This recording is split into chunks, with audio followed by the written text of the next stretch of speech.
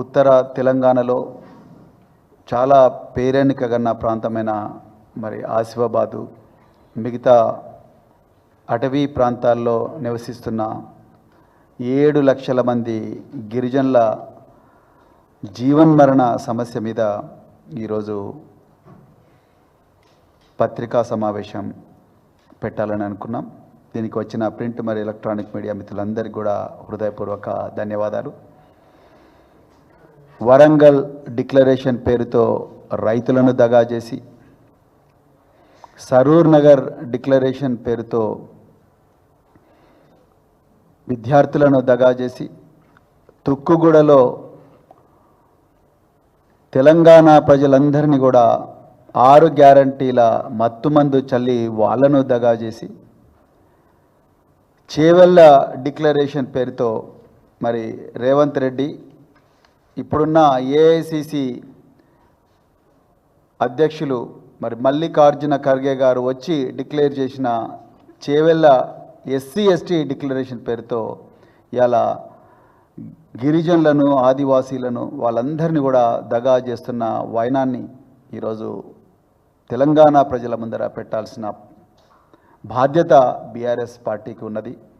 మరి మా నాయకులు తెలంగాణ తొలి ముఖ్యమంత్రి, తెలంగాణ ప్రయోజనాలే గుండెలో పెట్టుకొని నిరంతరం జీవించే వ్యక్తి కేసీఆర్ గారు తెలంగాణలో అన్ని వర్గాలను అద్భుతంగా ప్రగతి పదం వైపు నడిపిస్తే, ఇవాళ రేవంత్ రెడ్డి గారు డిక్లరేషన్ల పేరుతో అందరినీ దగా చేసి లేటెస్ట్గా ఆదివాసీలను కూడా దగా చేసే పరిస్థితికి ఇలా వచ్చింది. ఇటీవల ప్రభుత్వం జీవో నెంబర్ 49 పేరుతో కుమరం భీం కన్జర్వేషన్ రిజర్వ్ అంటే ఉమ్మడి ఆదిలాబాద్ జిల్లాలో ఉండే కవ్వాల అభయారణ్యాన్ని మహారాష్ట్రలో ఉండే అంధారీ తడోబా అభయారణ్యంతో కలుపుతూ ఒక టైగర్ కారిడార్ను ఏర్పాటు చేస్తున్నాం. ఈ టైగర్ కారిడారు వల్ల చాలామందికి కూడా ఉపాధి దొరుకుతుంది, చాలా మంచిగా అవుతుంది అని చెప్పేసి జీవో నెంబర్ 49 మరి వారు రేవంత్ రెడ్డి గారి ప్రభుత్వం రిలీజ్ చేసింది. ఇందులో చాలా తప్పులు ఉన్నాయి. మొట్టమొదటి, రెండవది రాజ్యాంగంలో ఉండే 5వ షెడ్యూలు, అదేవిధంగా ఫారెస్ట్ రైట్స్ యాక్ట్ దాని ఉల్లంఘన, అదేవిధంగా గిరిజన హక్కుల చట్టం ఏదైతుందో ఆ చట్టాల ఉల్లంఘన, ఇవన్నీ కూడా ఇందులో ఉన్నాయి. మరి ముఖ్యంగా రాజ్యాంగంలో ఉండే ఆర్టికల్ 14, ఆర్టికల్ 21 జీవించే హక్కు ఉల్లంఘన ఉంది. మళ్ళీ రిపీట్ చేస్తున్నాం, భారత రాష్ట్ర సమితి వన్యప్రాణుల సంరక్షణ కోసం పరితపించే పార్టీ. నిజానికి కేసీఆర్ గారి పాలనలో ఈ రాష్ట్రంలో మునుపెన్నడూ లేని విధంగా అటవీ ప్రాంతం పెరిగింది. ప్రతి సంవత్సరం కూడా కోట్లాది మొక్కలను తెలంగాణకు హరితహారం పేరుతో కేసీఆర్ గారు నాటించేవారు. అందరితో, కేవలం ఫారెస్ట్ అధికారులే కాదు, రాజకీయ నాయకులే కాదు, విద్యార్థులు, ఉద్యోగస్తులు, సీనియర్ సిటిజన్స్ అందరితో కలిపి నాటించి తెలంగాణ అటవీ ప్రాంతాన్ని పర్సంటేజ్ను మరింతగా పెంచిన గొప్ప దార్శనికులు కేసీఆర్ గారు. అదేవిధంగా వన్యప్రాణుల కోసం ఎంతో కష్టపడి మరి అటవీ ప్రాంతాన్ని డెవలప్ చేసి రకరకాల కార్యక్రమాలు చేశారు. అదేవిధంగా ఇటీవలనే తెలంగాణ రాష్ట్ర ప్రభుత్వం రేవంత్ రెడ్డి నాయకత్వంలో నడుస్తున్న ఈ కాంగ్రెస్ పార్టీ రాష్ట్ర ప్రభుత్వం నిర్లజ్జగా హైదరాబాదు సెంట్రల్ యూనివర్సిటీలో 100 ఎకరాల అటవీ భూమిని సుధావర్మన్ వర్సెస్ స్టేట్ ఆఫ్ తమిళనాడు ఈ సుప్రీంకోర్టు జడ్జిమెంటును యథేచ్ఛగా పట్టపగలే ఉల్లంఘించి వందలాది మంది పోలీసుల పహారాలో 100 బుల్డోజర్లతోని 100 ఎకరాల అటవీ ప్రాంతాన్ని నాశనం చేసి పదుల సంఖ్యలో జింకలు నెమళ్ళ సంహారానికి పూనుకుంటే ఆనాడు వీరోచిత పోరాటం చేసింది భారత రాష్ట్ర సమితి పార్టీ.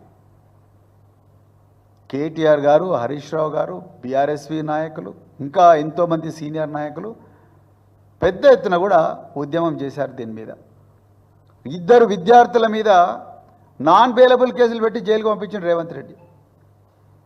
అటవీ ప్రాంత సంరక్షణ కోసం మరి పార్టీ చేసిన పోరాటం వల్లనే సుప్రీంకోర్టు గుర్తించి గౌరవ చీఫ్ జస్టిస్ బిఆర్ గవాయ్ గారు సెంట్రల్ ఎంపవర్డ్ కమిటీని తెలంగాణకు పంపించి అధికారులందరికీ కూడా వార్నింగ్ ఇప్పించిండ్రు. అప్పుడు కానీ రేవంత్ రెడ్డి ఆగలేదు. సో అలాంటి చరిత్ర బీఆర్ఎస్ పార్టీకి ఉన్నది. కానీ ఇవాళ ఎన్నో అబద్ధాలతో కూడుకున్న ఈ జీవో 49ను ఇవాళ ప్రజల ముందర తీసుకొచ్చి కేవలం 7 పులుల కోసం, నేను ముందరనే చెప్తున్నా, మేము వన్యప్రాణుల సంరక్షణకు పూర్తిగా సపోర్ట్ చేస్తాం, మా పార్టీ కల్చర్ అది.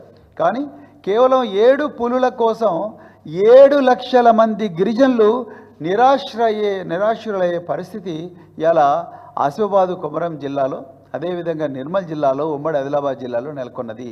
ఇలా బిక్కు అనుకుంటూ గిరిజన గూడాలన్నీ కూడా బతుకుతూ ఉన్నాయి.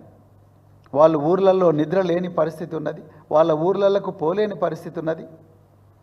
అదేవిధంగా పోడు చేసుకున్న భూముల్లో నాగళ్ళు పెట్టుకోలేని పరిస్థితి ఉన్నది, నాట్లేసుకోలేని పరిస్థితి ఉన్నది. తొలకరి చినుకులు ఆల్రెడీ వచ్చినాయి, నాట్లేసుకోలేని పరిస్థితి ఉన్నది.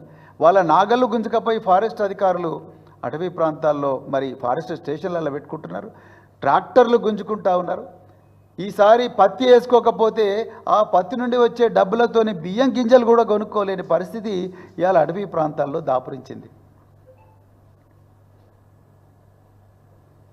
మరి రేవంత్ రెడ్డి గారు, మీ అధికారులు ఇందులో నేను చాలా క్లియర్గా అబద్ధాలు రాసిందని ఎందుకు చెప్తా ఉన్నానంటే, ఐటమ్ నెంబర్ 9లో పారా నెంబర్ 9లో చాలా క్లియర్గా ఇక్కడ ఏం రాసిండ్రంటే, district forest officer of Asifabad has conducted consultations with the local communities in 339 villages and habitations wherein the proposal to notify the area as conservation reserve was discussed. The communities expressed their support for notification of conservation reserve and పెట్టిండ్రు. శుద్ధ అబద్ధం. పెద్దలు కోవలక్ష్మి గారు, Asifabad MLA గారు, రాజ్గొండ్ సేవా సమితి, ఆదివాసీ తుడుందెబ్బ, మరెన్నో గిరిజన సంఘాలు పోయిన వారం ఆసిఫాబాద్ కలెక్టరేట్ కార్యాలయం ముందు చాలా క్లియర్గా చెప్పిండ్రు. వాళ్ళ ఇళ్లలోకి ఏ ఆఫీసర్ కూడా రాలేదు, వాళ్ళకి ఎవ్వరికి కూడా ఈ విషయాలు చెప్పలేదు. నిజానికి పీసా చట్టం 1996లో ఈ దేశంలో ఏర్పాటు చేయబడ్డ పీసా చట్టం ప్రకారము గిరిజన గ్రామాల్లో షెడ్యూల్డ్ 5 ఏరియాస్లో ఏ కార్యక్రమం చేసినా, ఏ భూమిని అక్వైర్ చేసినా, ఏ గూడాన్ని తరలించాలని ప్రయత్నం చేసినా ముందు ఆ ఆదివాసుల సంతకం కావాలి, వాళ్ళందరి గ్రామసభ జరగాలి. కానీ ఇక్కడ అదన్నీ ఏం జరగలేదని ఆదివాసులు చాలా క్లియర్గా చెప్పినారు. కానీ ఫారెస్ట్ అధికారులు మాత్రం 339 గ్రామాలకు పోయి మేము అందరితో మాట్లాడినాం, టైగర్ కన్జర్వేషన్ తీసుకురావడం మంచిదే, మా అందరికీ లాభం జరుగుతుందని గిరిజనులందరూ చెప్పినట్టుగా మరి ఇక్కడ రాసిండ్రు. కానీ ఇది పూర్తిగా అసత్యం, పట్టపగలే చెప్పిన అబద్ధం.